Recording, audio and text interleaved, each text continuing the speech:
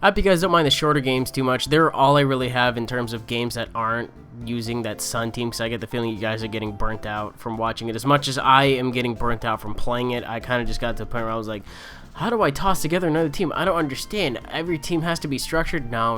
I got to get back to experimenting and back to the drawing board. But this was a game from, I think, like a month and a half ago. Maybe a little more than that. It's been around that long since I've actually had the time to narrate battles that are from this computer. But it's against Wham Bam Boom.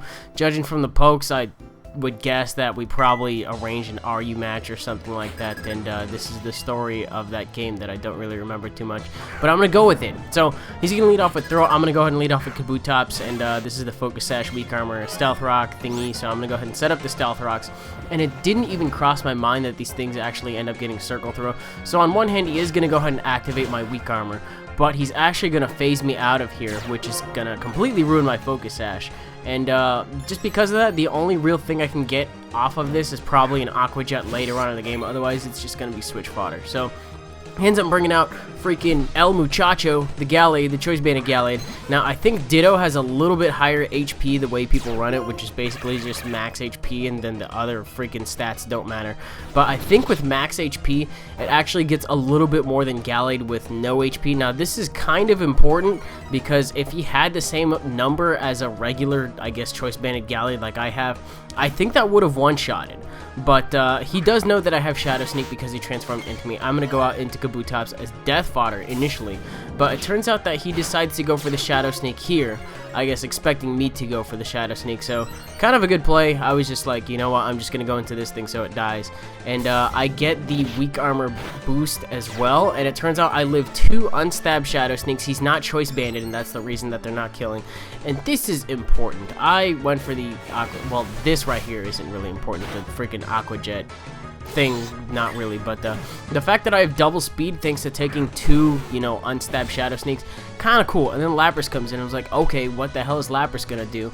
And it turns out he's a physical variant with Ice Shard. So all my hopes and dreams, nah, fucking, I didn't really have much hopes for this Kabutops at the beginning of the match to begin with. On turn 1, I was like, this thing's gonna die, and if I do anything with it, great. But I got rid of Ditto, sort of, so I finished off Ditto, and I got Stealth Rocks up, so I guess it's not terrible. I'm going to bring my own Lapras on the Switch, and it's going to be Special Lapras versus Physical Lapras. He doesn't really have any stab he can touch me with, just because it kind of works out like that. Best thing he can hit me with, I think, is Body Slam. He's just trying to go for Paras. I'm just going to go ahead and hit him with another T-Bolt, and I think take him out. So Lapras, not really much of a threat.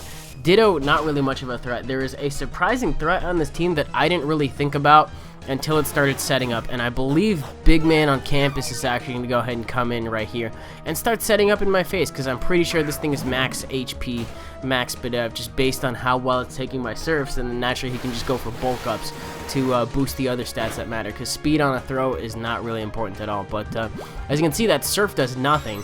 That's a stab surf. I say Lapras has actually a respectable amount of special attack, if I remember correctly. It's probably not anything to write home about, but it's not too shabby. So gonna go for another surf, and I was like, okay, you know what? It's not really doing too much. It's probably doing around 20%, and I kind of want to say that's being generous as well, even though I'm like 2 inches away from the screen. But I think I switch it up to Ice Beam because it's somewhere around the same base power. I think they're both like, I always forget this, whether or not they're both 90 or both 95, or there is a difference. But I was like, I'm gonna go for it just to get the freeze in case he's rest talk, and I ended up getting the freeze. So I'm not even sorry for that, because that's the reason I switched.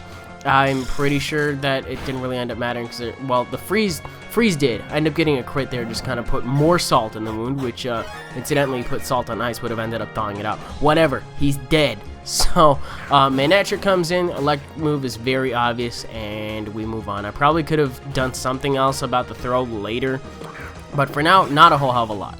So I'm kind of glad to see it gone. But he's going to go for the Volt Switch. I do have the quad resistance to that in the form of Modem, and I do get to see what he's going to go ahead and bring in just based on this fact. Not really too threatened by the Mightyena that it comes in now, especially because I do have the lefties. I'm going to get close enough to full HP where I should be able to take an Ice Fang if he wants to go for it. I think he ends up going for the Stab Crunch instead.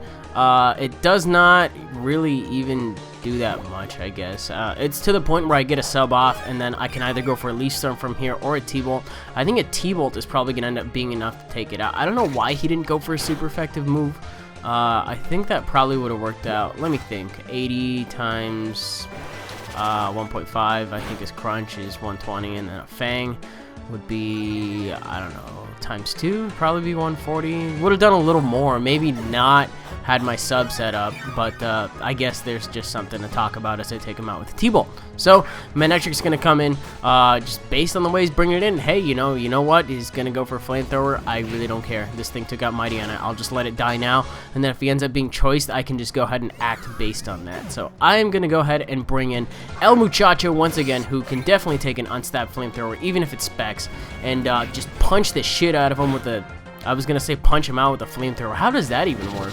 That's not what happens. I punch him with a close combat and end up taking him out, and I think he's got 1 or 2 other things left. I really don't remember, but that is one dead Manectric, and I think one of the last dudes left is Steelix. Now this kind of impressed me, because I don't know how offensive the Steelix is, but this is a Choice Bandit Gallade, and with a little bit of Stealth Rocks damage, I think it's almost going to take him out clean.